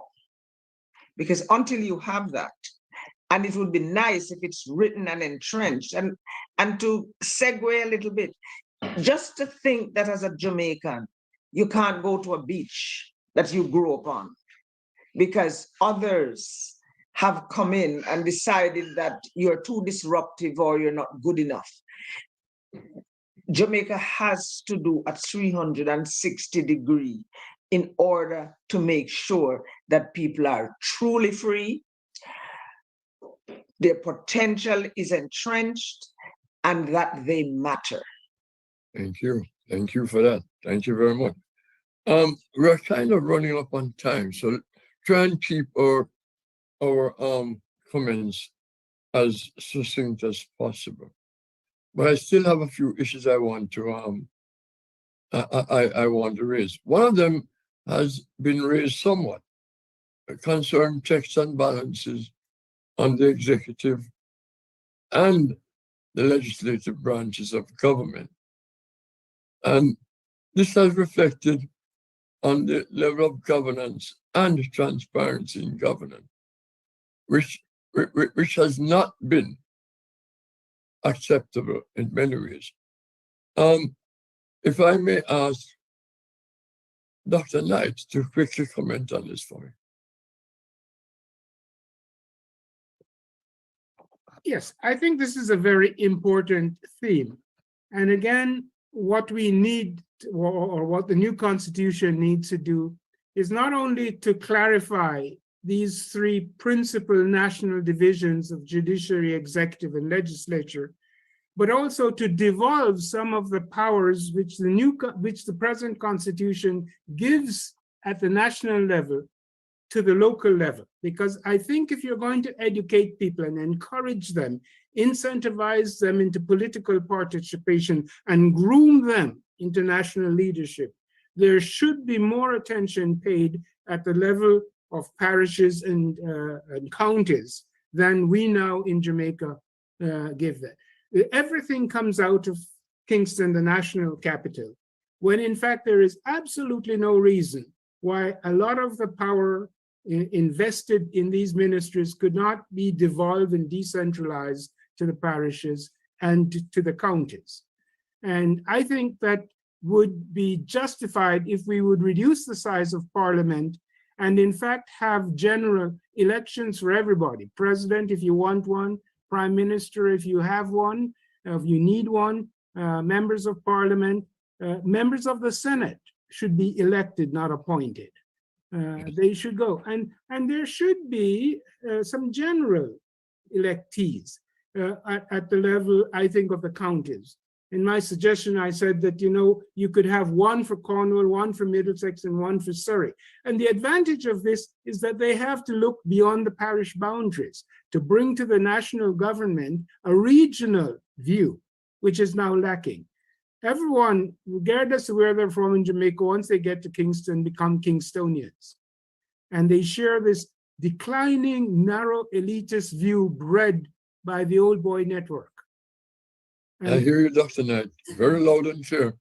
And I was going to touch on some of those later. But since we are just about there, before I talk about the power of the so-called municipal councils, which used to be the parish councils, I want to look at the power of the prime minister to determine when an election will be held at the national level and whether, with a majority in parliament, can keep postponing local government election for no other reason, or no other credible reason, I should say, but to give advantage to the government party should an election be called. I'd like to start out with Dr. Bateman on that. Well, this has been one of the problematic features of our current parliamentary system, and when a government who sees itself as being popular at the moment and seeing weaknesses in the opposition can prorogue parliament and call an election just for political longevity, right? I find it extremely problematic. Again, it's Erwin said earlier that we should choose people who are business-minded to run a government, right? And we can certainly take best practices as we would in businesses to apply to superimpose over something else that works better, right? And when I say that, we can also do that in politics. And I say that to say that when I look at the US Constitution or the way the United States does their thing, they have a set time frame in which an election has to be held. They cannot just wrap up parliament and say let's go to election for political expedience and for longevity to stretch it out. So we can certainly, I would suggest that this is the time to look at best practices in governance in other countries that have different ways of governance to introduce into the Jamaican system if we do sever from the monarchy. And I say if because so many times it's been talked about, and I'm getting cynical now. But I honestly believe, Ambassador Ward, that we should certainly have fixed terms which are adhered to, and you can't just call an election when you want to. As you said, 37% turning out. That shows a lot of apathy, right? But it's also, give credit to whoever is maneuvering for their own self-interest. I've seen it happen in Canada so many times. where parliament has been prorogued, they call an election and the incumbent stays in power for another, 4 years. So yes, that's one area of our current system that I find extremely disconcerting. I hear you. And I think there are many issues with how our elections are called and determined. And when you speak of a fixed term for the national election, and since I have you, Dr. Bateman, should there also be fixed term for the local government elections? And, Absolutely. and will it be beneficial Absolutely. to have Again, both elections on the same day? Again, I say, it doesn't hurt to use practices in jurisdictions and from sovereign nations elsewhere. Again, I see the local government election as similar to the midterm elections in the United States. It works. It keeps people engaged. Yeah. It keeps democracy, alive. It keeps people thinking. If you think about not being able to have a fixed term, right? People sometimes forget about what their rights are and when they can address what they're dissatisfied with. If you put a fixed time frame on something, then people will become active. They know it's coming up. There's no uncertainty. There's no power for the prime minister or the majority of whoever is in parliament to say, well, we're going to stall this until we see fit. No, I honestly believe that the same way with the general elections, it should apply to the local government elections as well. Local government elections it's sometimes, not given the same amount of weight, but I think it's absolutely critical because these are the people who are on the ground and connected to their constituents. Correct. And I agree with that. In my view, if one man has the power, which is how it is under current law, to determine the date of an election, then that is not democracy. No, it's not. We keep telling people that Jamaica is a model of democracy, but that is not democracy. That is autocratic. Okay? The issue of that one man, that power residing in the prime minister, which is not directly elected by the people,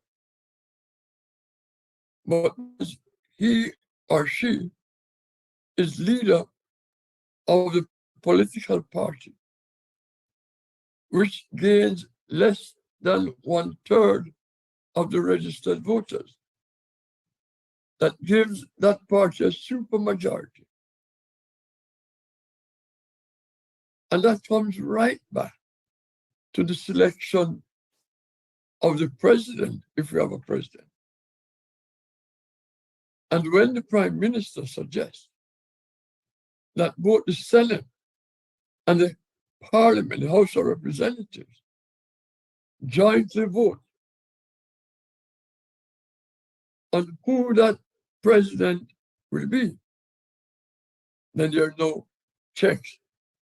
There's nothing to prevent the prime minister for ignoring the advice of the leader of opposition and determine who he or she wants to be the president of Jamaica. I know Erwin had touched on one minister having the power to determine what happens at the local government levels. I want the opinion of everybody on this panel as to whether any minister of government should be able to dictate to local government what they can and cannot do. And any decision that they take, that minister has to agree for that decision to be given effect, except in very minor situations. And I want to start with Dr. Wilson on this. And I know she may have some technical difficulties very soon. Dr. Wilson, can you weigh in on this really quick for us? Well, I think it's dangerous to allow one person to have the decision or to make the decision on behalf of others. It's always dangerous to do that. So I certainly would not basically support one individual to be in a position that they make decision on behalf of others. There has to be a collectivist approach, collaboration, and to also seek counsel of others, because then it does away with the thrusting someone in the position that they are going to be subjective in their approach, as opposed to being objective, which is absolutely crucial. Remember, we are talking about parliament, we are talking about a society, it's a collective, it's the people. The people are the majority. We have to seek the views of the people. So to allow one person to make that decision would be wrong. And also, schools have terms, universities have terms, and so on. So there should be a set term or a date when elections should take place. That shouldn't change. People get used to it. It's about conditioning. I get it. Owen Chair, you had raised the issue of the one done type of management of the parish councils or municipal councils. You want to expound on that? Sure. Please? And I also want to say too about the whole situation of when to call elections. Let's not forget, ladies and gentlemen, that elections were called during the height of COVID. Elections were called during the height of COVID, right? So therefore, that by itself tells you how strategic whomever is in office can use conditionalities to their advantage in the political sense. And that is a dangerous premise. And so I'm one of those who believe, yes, infirm a fixed election date. And as far as I'm concerned, should not be more than 4 years, right? Because 5 years is a dangerous, to me, is an overextension of persons being that long in office. And I think it also contributes to the morass and to the corruption we see now, because people become embedded and comfortable. Do you realize that in the United States, every congressperson it goes to the polls every 2 years, and these are persons who legislate the spending of billions and trillions of dollars, because they have to go back to their respective districts and account for their actions in Congress. They don't take no 4 years, they do that yearly. It keeps them on their toes. Does it strike up challenge? Does it strike up problems? No, it doesn't. But at least it keeps people engaged. And I think the population recognizing that they have a system in place, that if they're not satisfied with this person, they know what to do. So to go back to this whole situation that I spoke of, and I want to be clear, make some clarification here, that when I say the business of, doesn't necessarily mean that the guy who runs a corporate 500 company. I'm talking about the persons with the necessary skill sets for that particular ministry, if it's called that way. Similar to how you have, the various ministries of health, education, etc. Get the right people with the skill sets in there. They don't have to be elected. They should be part of the whole process of that executive branch that the president or the prime minister is charged with, and the population at hand has the opportunity for recall and impeachment. So to conclude, and in a succinct manner, the whole situation of, especially in local government, that now we have a minister controlling an administration of when we say resources that goes out in the tentacles to the various sectors. I do believe too that these situations must be localized. Too much central government exists in the capital, and many times they do not know or care for what takes place out in the hinterlands, only when it's necessary politically.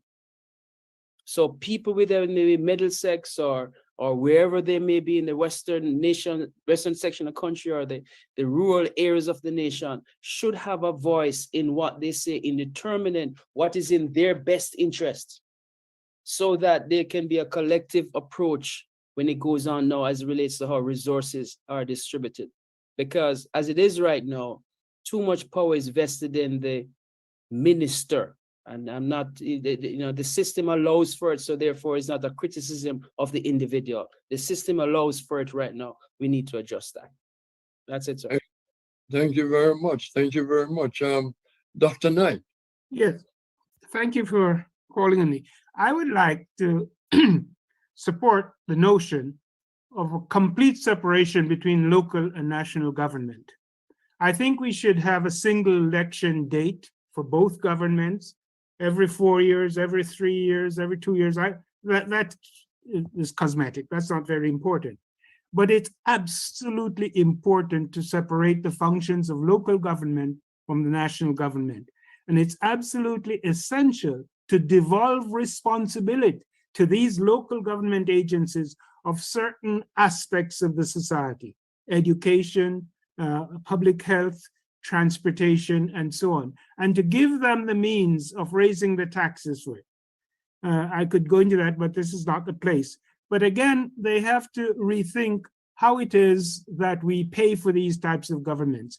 And while we are at it, Jamaica is a good enough place because they have a long life expectancy where term limits should be for every single public employee. Nobody should be in the job for longer than 15 years.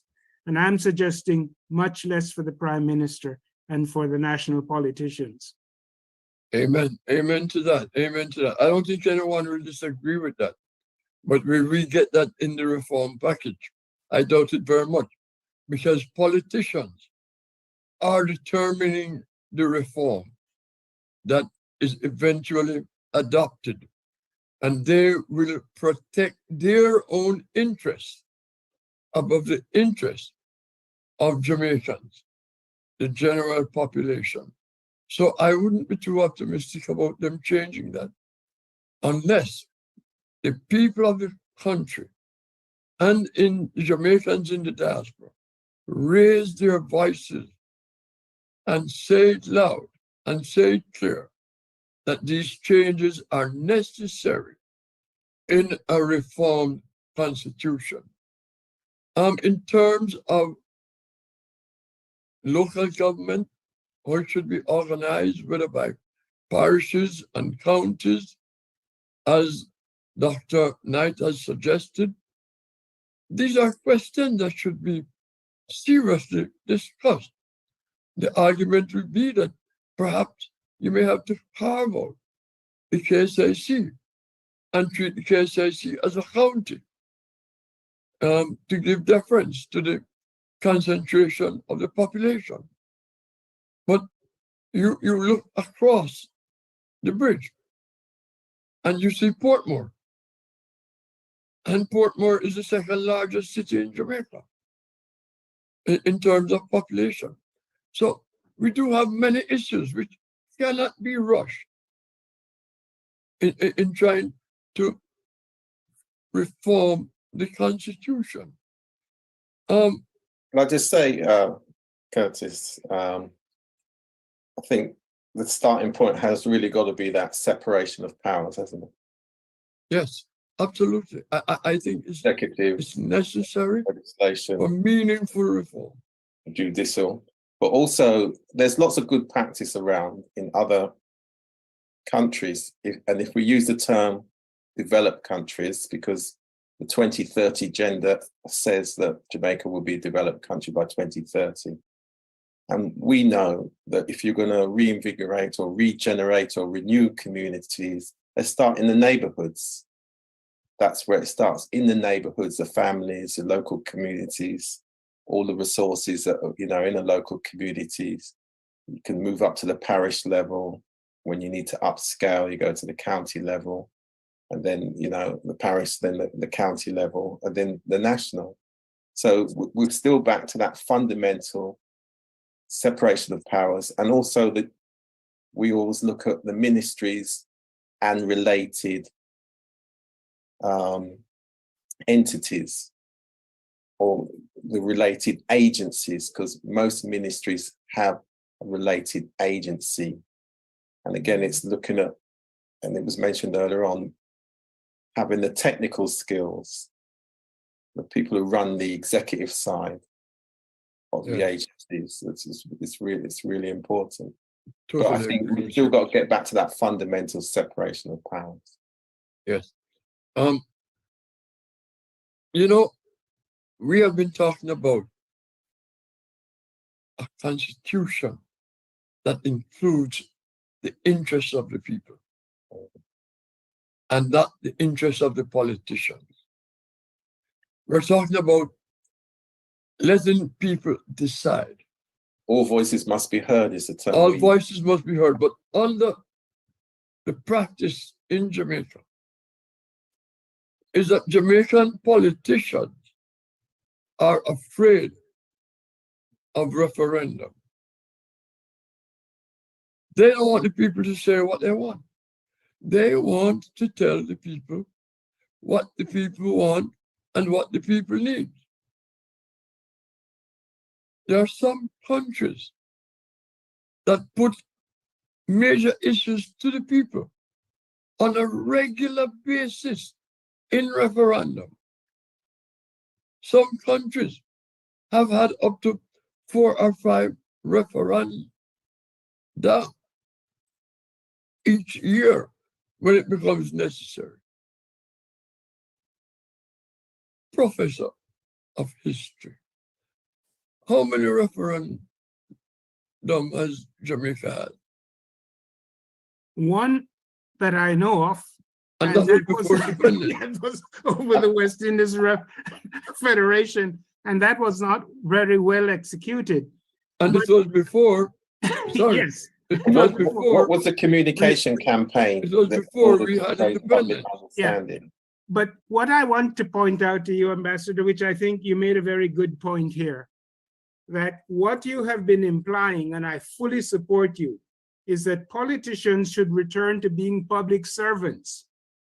I think the whole idea of public service escapes a lot of the political leadership in Jamaica.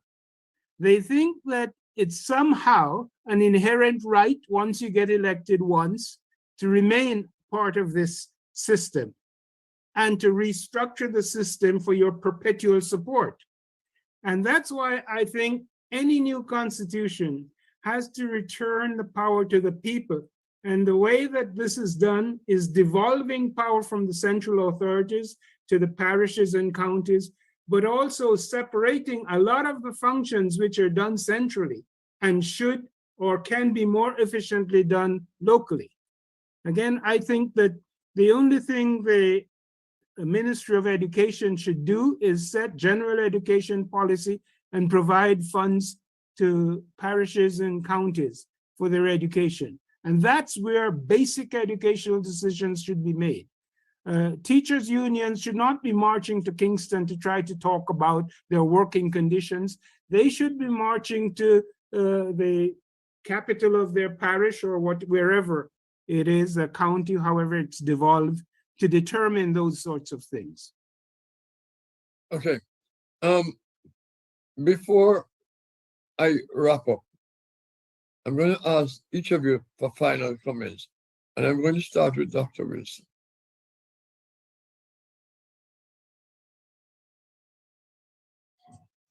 We've raised some important issues, and I hope that we take heed. I know we do. I don't want to take that for granted. It's absolutely crucial. Just to reiterate again, it is the voice of the people. The collective is a very powerful voice where more than 2 and beyond are gathered is crucial. Change is here. We need to embrace the change. We need to step out into the light, daytime, the light. But we need to be, our government needs to be fit for purpose. Education is absolutely crucial, but so is an ethical approach. We have to do away with old ways. Yeah? Yesterday's solutions can be today's problems. These are just some of the nuggets I would like to leave with everyone else, because it's imperative that we take note. Thank you very much. Valerie Steele, your final comments.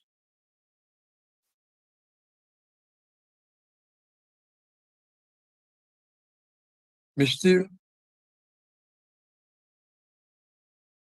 your final comments, please.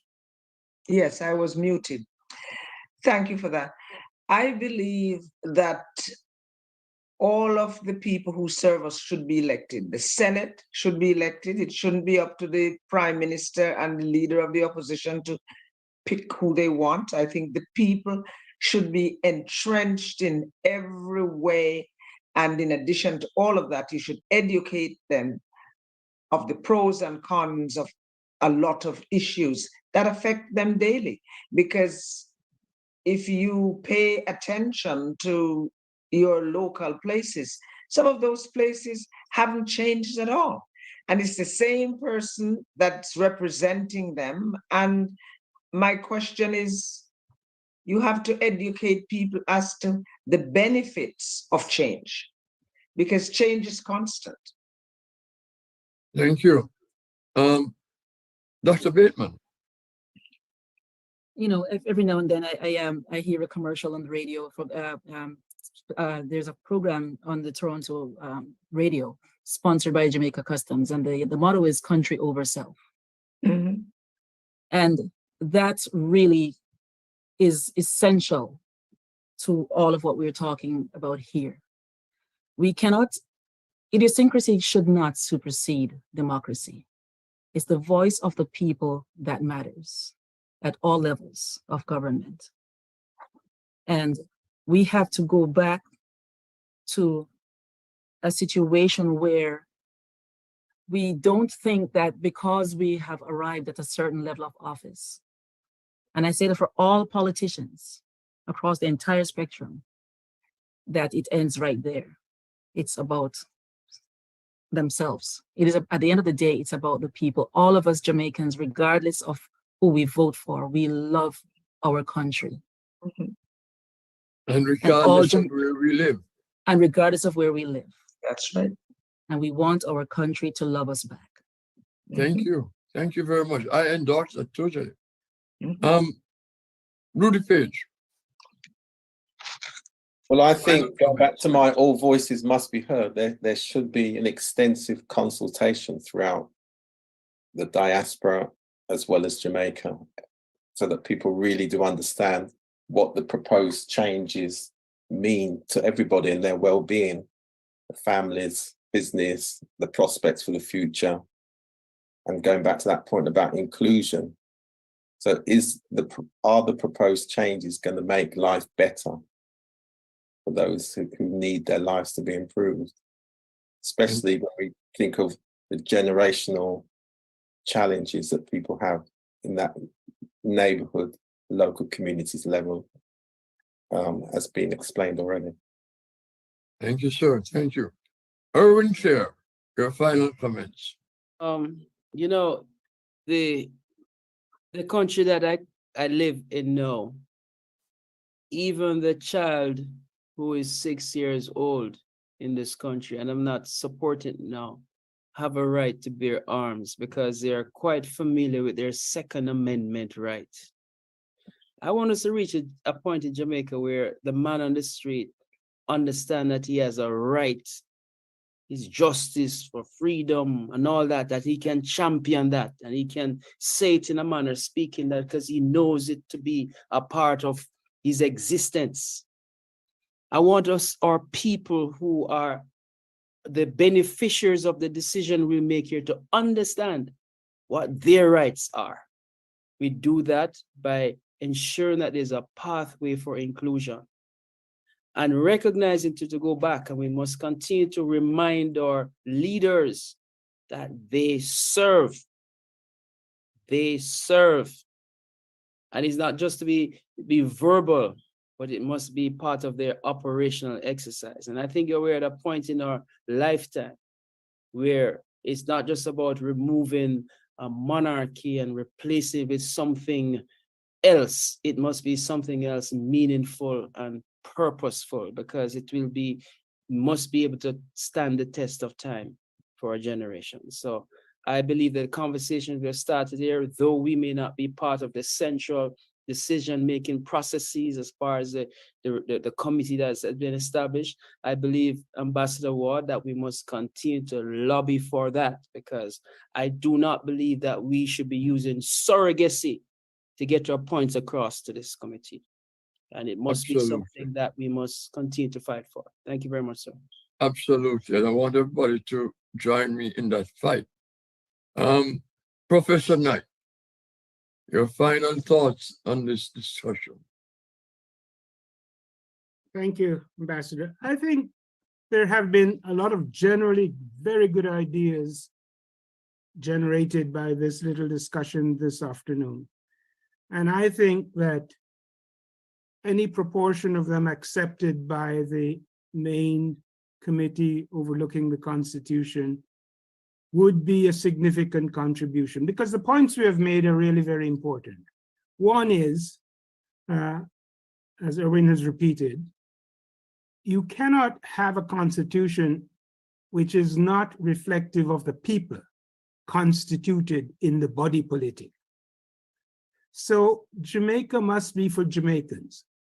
And second, we have to somehow restructure the present system to make it more inclusive, because clearly it's not working in that way. We have a lot of rhetoric about this, out of many one people and so on, but that hasn't really worked very well practically for the majority of Jamaicans. And I think that the more I think about this and the necessary changes, Jamaicans have to be educated also not to be afraid of change. I remember Tennyson's putting in the words of the dying author, when Sir Bedivere comes to him complaining that he's the last of the knights and he can't live in a world without the round table and so on, he said, the old order changes, yielding place to new, and God fulfills himself in many ways, lest one good custom should corrupt the world. So I think that is what we have to inculcate into Jamaicans, that change is a fundamental part of their lives, and they have to prepare themselves well for it. And the Constitution is one way of doing this. I thank you for those closing comments. Let me offer some of my own to wrap up this discussion. From my observations over the years, there's no question in my mind that diaspora members are more apt to demand transparency in government and accountability by those in charge of the governance of the country, and are more likely to advocate for the interests of the people above partisanship and political self-interest, in which, on my observation, a vast number of Jamaicans at home often acquiesce. Perhaps that's one of the reasons why members of the diaspora are being excluded from participating in the governance. It is true that many in the diaspora demand transparency and good governance. We demand guarantees of fundamental rights and freedoms. We demand an end to corruption and impunity for malfeasance. We demand protection of human rights. We demand equity and equal justice for all. And we say that government has a responsibility to guarantee human security across all spectrum of society, not for some at the expense of others. And the others are usually in the majority. Many members of the diaspora strongly believe that the Constitution of our nation, the Constitution should be a vehicle through which the aspirations of the Jamaican people can be met. And the Constitution must facilitate all of these things we are demanding and more. The government of Jamaica, regardless of political party, should willingly embrace these important reforms to strengthen our democracy and the whole question of the meaning of we the people, for the people. And as has been raised by many of you, elected officials are servants of the people. They are not elected to serve their own self-interest or to elevate them or to allow them certain privileges that the masses of Jamaicans are denied. And so I'd like to close with those thoughts. And I want to thank each of you for participating on this panel and providing such insightful views on the issues of constitutional reform. I want to thank those who have watched us on YouTube. And I look forward to reading those comments that they have left in the chat. Comments which will be incorporated in one form or another in the report which we will publish in the Ward Post and submit to the chairs of the Reform Committee. And this is just the beginning of our advocacy. Erwin raised that point, and I want to emphasize that it is just the beginning. I will use the Ward Post,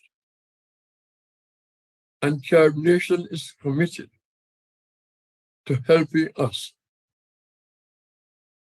bring to the fore issues on what the diaspora is saying with regard to constitutional reform in Jamaica. And several of you will be called upon to write articles, which we will publish